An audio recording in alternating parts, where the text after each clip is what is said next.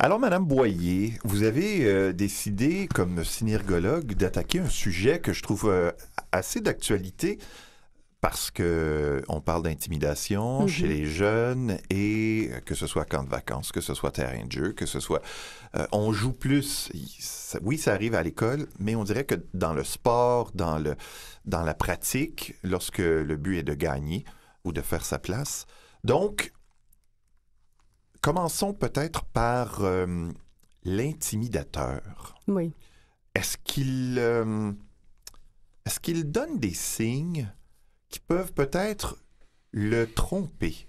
J'entends par là, hein, des fois, tu joues les gros bras, Mhm. mais il y a des signes qui démontrent que tu ne passeras pas à l'acte, qui pourraient peut-être rassurer l'intimidé, qui s'est regardé. Mais en fait, il faut savoir que, bon, c'est sûr qu'il y a beaucoup de gens qui vont vous dire un intimidateur, c'est à la base quelqu'un qui a lui-même été intimidé plus tôt.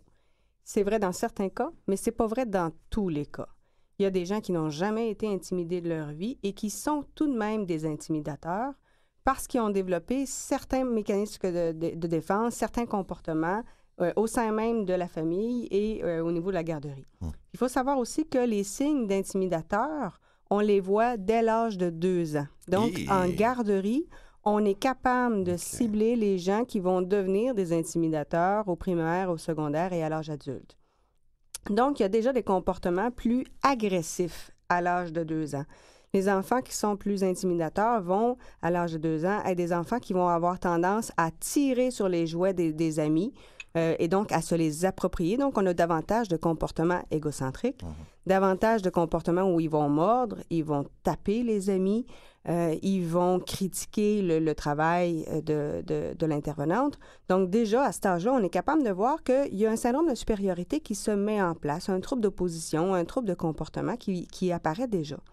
Chez les enfants du primaire et du secondaire, ce qu'on observe souvent, c'est des enfants qui sont un peu démonstratifs, très expressifs, à la limite show-off. Mhm. Donc, je regarde entre autres à l'école de mes enfants, les enfants qui sont des intimidateurs, ceux qui sont dans l'entourage de mes enfants. Ce que j'ai remarqué, c'est que s'ils ont, par exemple, je me souviens d'un, il a perdu, il jouait dans un jeu électronique, c'était un jeu où il allait à la pêche.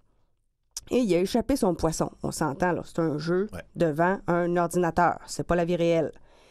Il échappe le poisson dans son jeu et on a eu droit à tout un spectacle. Il s'est mis à hurler, il s'est lancé à terre, à donner des coups de poing au plancher. C'était toute une démonstration de frustration. Vous avez vu le député japonais la semaine dernière, Contri? Non?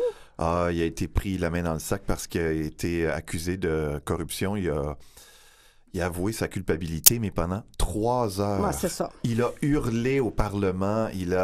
C'est un spectacle. C'est exactement ça. Mais il y a plusieurs des intimidateurs, ils ne sont pas tous comme ça, mais il y a plusieurs des intimidateurs qui sont comme ça, qui donnent un spectacle. Donc, ce qu'ils veulent, c'est créer un show de boucan. Ouais. Ils créent une illusion, ils s'arrangent parce qu'à ce moment-là, ils ont l'attention des gens autour d'eux et c'est ça qu'ils veulent. Mais ces enfants-là, quand ils arrivent devant d'autres amis, ils continuent de faire un show, mais là, ils font un show pour leur groupe, pour leur gang. Regardez-moi, c'est moi le king. Et là, ces enfants-là qui sont des intimidateurs, on les voit toujours en groupe. Quand ils ne sont pas en groupe, ils sont perdus. Mhm. Ils cherchent leurs amis. Ils ne L'intimidateur peuvent est pas... grégaire. Oui, ils ne peuvent OK. pas rester seuls. Donc, les enfants que j'ai pu observer, quand ils arrivent à l'école, il y en a un qui arrive à l'école en vélo. Quand il ne trouve pas ses amis, il reste à côté de son vélo et il est paniqué. Il n'a pas sa gang avec lui. Et on le voit très bien dans les yeux. Un enfant qui est paniqué, c'est assez facile. La minute qu'il se retrouve avec ses amis, on l'entend facilement, il parle plus fort que les autres. Il a le menton beaucoup plus élevé que les autres. Il va avoir le torse très, très bombé. Donc, on a des signes qu'on a chez les mammifères. Hein. Regardez les singes, ça va être la même chose. Le gorille, il va se taper dessus, il va s'arranger pour faire du bruit. Ça va être le mâle alpha. L'enfant intimidateur va avoir ce réflexe-là en groupe, avec sa gang. Sortez-le de sa gang, il n'a plus du tout ce comportement-là. Il a besoin de sa gang pour en avoir.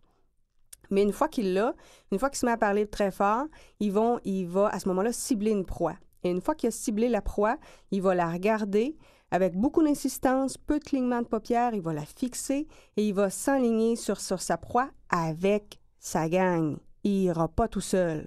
Il y en a toujours au moins 3 avec lui. C'est certain parce qu'il le fait pour créer toute une illusion, toute une mise en scène. Ce qu'on a remarqué aussi, c'est qu'il y a des études qui ont été faites où on a présenté des vidéos à des enfants, des vidéos où on a des scènes banales, puis des vidéos où on a des scènes où quelqu'un se donne un coup de marteau, s'échappe un tiroir sur un orteil, donc des choses où on a de la douleur qui est créée. Et on a demandé à des enfants qui n'étaient pas du tout des intimidateurs de regarder les vidéos, puis des enfants qui étaient reconnus comme étant des intimidateurs, puis de regarder les vidéos. Et évidemment, on a branché des électrodes sur leur tête pour voir comment le cerveau réagit. Et ce qu'on a remarqué, c'est que les enfants qui n'ont jamais été intimidateurs, qui n'ont pas vraiment le comportement d'intimidation, ce qui se passe dans le cerveau, c'est que c'est la zone de la douleur qui s'active quand ils voient quelqu'un d'autre avoir mal. Donc, les neurones d'empathie s'activent. Ah ouais. Chez les enfants qui sont des intimidateurs, c'est pas du tout la même zone du cerveau qui s'active. C'est la zone du plaisir. Donc, c'est pas juste qu'ils sont désensibilisés à la douleur. Ils ont du plaisir à voir quelqu'un d'autre éprouver de la douleur. Et ça, c'est problématique. Parce qu'intervenir sur un enfant qui a du plaisir à voir souffrir quelqu'un d'autre, c'est très difficile. Et le cas patent, on est... La grande majorité familière avec les Simpsons, c'est Lisa et Bart. Souvent, lorsque Bart réussit son coup, il rit. Oui. Il est fier du malaise de l'autre, alors que c'est l'inverse pour Lisa. Mais qu'est-ce qui nourrit cela au départ? Vous dites, bon, à 2 ans, 3 ans pour certains, c'est quoi? Bon, certains ont peut-être été intimidés et veulent se venger, veulent gagner, contrairement à d'autres sphères de leur vie où ils perdent. Mais comment corriger cela? Comment détecter justement que il va passer à l'acte bientôt versus, bon, là, il fait juste un spectacle. Oui, mais quand c'est un enfant qui lui-même a été victime d'intimidation, il faut sensibiliser le parent sur quels sont les bons outils pour intervenir auprès de l'enfant et donner, par exemple, à l'enfant, développer chez l'enfant l'habileté à communiquer. Donc, il y a quelque chose qui se passe avec un autre enfant, il y a un autre enfant qui n'est pas gentil avec lui.